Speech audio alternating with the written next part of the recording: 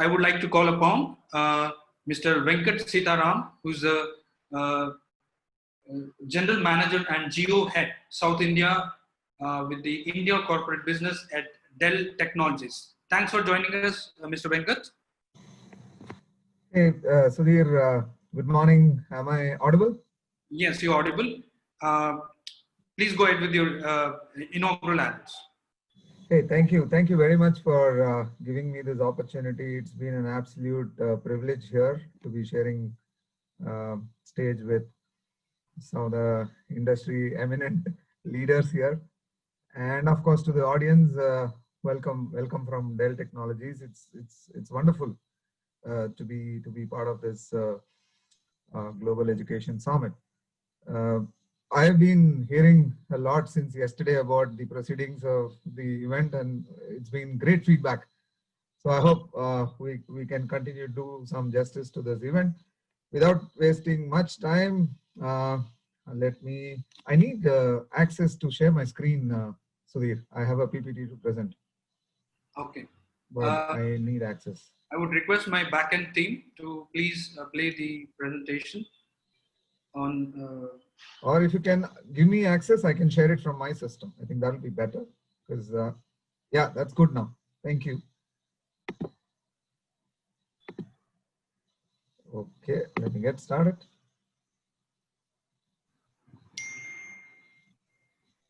Yeah, just let me know, Sudhir, if you can see this deck. Yes, we can see your screen. Yeah. Wonderful. Thank you very much for the confirmation. Once again, good morning, all. I hope all of us are keeping safe and fine. It's a great opportunity for Dell to come and talk about future of education. I'm sure you've been hearing this, and I may be sounding a little stereotype. Pandemic has come and disrupted the way we live and work. Everything has changed. I think the whole world, including the business and the industry and the ecosystem, is now preparing for the post-pandemic world. In post-pandemic world, a lot of hybrid options are coming in. When I talk to all of education institutions and educationalists and senior officers in the administrative side, I keep hearing about hybrid learning. That is the future. And the reason behind this, the only thing that was working through the pandemic was technology. What it has done, it has fostered the path for digital transformation. Many businesses, many institutions who've not thought about the speed of digital transformation is now looking at moving pretty fast in that journey. It is unfortunate to reason that as pandemic, but great news is the path is looking very, very encouraging. And as we move into this, it's going to create a new world and a new possibility. Through my next 20 odd minutes, I'm going to share some learnings and experience that Dell has been having with working with a lot of educational institutions and government, not just in India, but even global. So I'm going to give a context which not just as India, but from a global context as well. So what's in this deck? I want to begin with just sharing some thoughts on challenges and trends that are emerging. I'm sure most would know, and you're looking at how do we solve these challenges. We have some recommendations here. We're going to look at the new ways of learning continuity. We call it next normal, preparing for the next normal. And there are great innovations that are coming up, which is making this next normal possible and laying the foundation for a digital future and a digital learning. Sure that a lot of you would be looking forward on what is Dell's role, how can Dell help? That's what I'm going to do towards my end of this presentation, and then give a quick closing summary. This is known, very, very interesting. Suddenly everything is getting done from home. Learning is happening from home, work is happening from home. And when this has happened, there are three things to consider. Of course, the technology, which is capacity planning. The device in itself should be able to interoperably work with some of the new tools that have come in to enable learning continuity. Of course, the internet bandwidth and remote support of these systems. Now, there are two other things which are new, which otherwise we would not have thought, because the learning is happening from home, right? One is the physical space in itself for the child, and similarly for the teachers, right? Of course, the ergonomics come into picture. Needless to say, high Wi-Fi speed at the proper desk and quiet place, so that there is not much of an interruption and the classes go on smoothly. Beyond these two, the cultural aspect has become very, very critical, and in a human, especially teacher-student interaction, it's become very critical to look at the compassionateness of the recipient, which is the student here, whether they're able to absorb. Not all students are able to learn well on online learning, right? So it's important to consider those, compassionate, and I'll talk a little more as we move in, but the Maslow's law of Abraham Maslow, as you can see here, is pretty evident and clear. The great news is the remote working policies are very well defined. The NEP today allows not just about hybrid learning, it kind of fosters a digital learning framework. So that's wonderful. A lot of communication channels are being enabled. That is allowing student to access content anywhere, from anywhere and wherever you are. And it has kind of barred all the boundaries. Last but not the least, the video sessions are making it quite possible. Overall, summarizing this, I think it's a great opportunity for looking at putting everything in a box. So what you see here on the left is, we called it Dell student faculty in a box. Imagine if all of these are put together and made available for the student, faculty, and for the institution or for business. It becomes pretty easy for everybody to get into the journey fast. Obviously, the challenges compounded because technology in itself has evolved so much today that you can do a lot more things. You can achieve things which were not possible 2-3 years back. It's a change that we have seen in the internet era. Now we are talking about data era. And we also know the policies and the processes frameworks are well aligned to the technological evolution, including the NEP 2020 that I talked about, which the government announced recently, covers most of these frameworks. The third important thing, which is an area of attention, is the skill and gap, which is essentially centered around the people. People here could be the students. People here could be even teachers. These are two areas that I think today there is a need for a significant look, and how do we transform that, because this will define the readiness for the future, because industry is looking at talent who are ready for the future. And ultimately, that's the end result that most of us are looking at, right? It brings in its own challenges. While digital transformation and these new technologies that are evolving is interesting, but it brings in new challenges. Now, how to beat that? I think that's where the interesting policy framework has evolved. Today, everybody has to learn coding. And this is right away starting from the early skills, if I'm not wrong. And there is a clear need for looking at collaboration, critical thinking, and conceptual learning, and as well as experiential learning. Now, what will enable all of this? It's technology. The data that is available is kind of changing the whole landscape, and the amount of research that we can do is significant, and this is fostering a digital learning. If this is done from the beginning, the outcome that will eventually come out post higher education, you will see the skill that is available, the talent pool that is available in India, industry ready for jobs. And most of the companies today are looking at these skills as paramount skills, in addition to soft skills like creative thinking, problem solving, and communication, more importantly, besides collaboration. But the opportunities looks very exciting. We managed to have a conversation and look at McKinsey's report, and that says over the next 10 years, close to 25 to 40 million jobs will be created for the youngsters who will be graduated.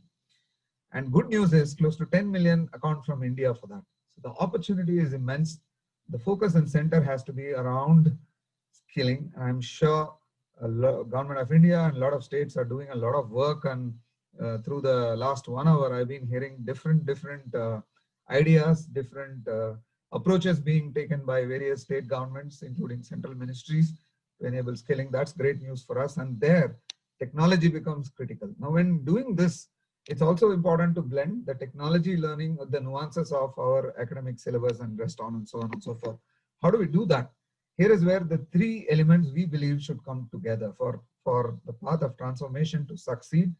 The three stakeholders includes not just the student itself, but the faculty as well as the institutions. All of these stakeholders have to come together. There is everything that is there. It is about the opportunity to leverage. And how do we get that? What steps we need to take? I think these stakeholders have to come, discuss, think, and move forward. Somebody asked, how do we begin this? How do we begin bridging this gap that exists today? Our recommendations and our learnings has been around these 4 pillars. It starts with the infrastructure and security, followed by teaching and learning, various ways of enabling collaborative learning, learning from anywhere, anytime, real time, so on and so forth. Looking at the operational aspects of delivering this in a very secure and efficient manner. It's important, right? Today, a lot of assessments are getting done online. So security becomes a paramount importance. So that is very critical in the framework. And finally, the research in itself. Do we have enough tools, enough solutions that will allow the research to get even more faster? Being a leader in remote work environments, we ourselves have been a pioneer in running remote working for the last 10 years. I've been with the company for about 11 years now. Early days when I joined, I used to hear, oh, there is work from home. I said, what is this? And it was a real great experience. You can, you have that ability to connect from anywhere, stay productive, take customer calls, be available for your own employees and colleagues and so on and so forth. So it's all about continuity. So the same thing we believe can be replicated in various facets of other industry, including education. So how is it possible? There are different new ways of enabling learning continuity. And this is something that we are familiar with. Today, by virtue of a video conference, we are enabling a lot of online learning. The faculty is sitting there talking to a number of students. The classroom content can be recorded, can be replayed any number of times, and it can be accessed even any number of times, which was not the case when you do it physically, right? That now in the video learning or the online learning, things have changed. Connectivity is becoming important. The ability to have conversations, two-way conversations or collaborative conversations have changed thanks to the technology tools that are available. The whole experience of learning from online learning is now going to shift to hybrid learning, right? We are all hearing about campuses getting open, students coming in, but some students may not come in. Faculty may need to address the students break the boundaries beyond an institution to anywhere, anytime, etc. With considering all of this, this is where tools like AI comes in and brings in that intelligence, including the virtual reality, as you can see here. Faculty can be there in their premises. Student is also there in the premises. There are students who are on the video. There are students who are imagining a virtual world by using technologies like VR, and in the process creating an environment for collaborative learning. What this has done, it has broken all the boundaries of where you are, what you're doing, but all of these stakeholders are sitting there, but yet fostering what they have to do. And we call this as real-time learning experiences. So technology tools are today allowing real-time learning experience in the next normal. Taking this further, I'm sure when this comes in, there are questions asked on how can I make sure that the personal touch doesn't go missing? Now, who said that by getting into a digital learning path, the personal touch will go missing? No. Even using the latest range of technology solutions that are available, the personal touch can still continue. It can continue through virtual mediums. It can continue through digital mediums, as I talked about, thereby creating a way for an immersive learning experience. The personal touch can still continue between the faculty and students. And here is where Dell is powering solutions which will enable the faculty-student experience to continue on a personal yet in a collaborative manner. Think about this. Immersive learning experience, students sitting anywhere, but able to do a lab work, hands-on lab work through VR, virtual reality. Complete. The learning experience has evolved to fully virtual. Using AR goggles, the text that is required can be revised or learned or could be looked after again and again by multiple streamings of the content if it is needed through AR goggles. All these are creating new possibilities, new way of collaboration. And as you can see here, simple concepts can be learned sitting anywhere, anytime, and you can get a three-dimensional view of what you are doing. So even for students who are visually challenged or don't have the luxury of learning or having technology infrastructure as the way others could afford to, but using mediums like displays, you can have the content access anywhere, anytime. So complete boundaries are broken for enabling learning continuity through technology solutions like AR, VR, and as I talked about, the devices, connectivity, etc. Now, when we do that, imagine there is a lot of data that is in motion, the content that is moving across, and that is being shared, that is being dissipated, that is again reshared, and so on and so forth. So content creation is also happening. It's not just content consumption.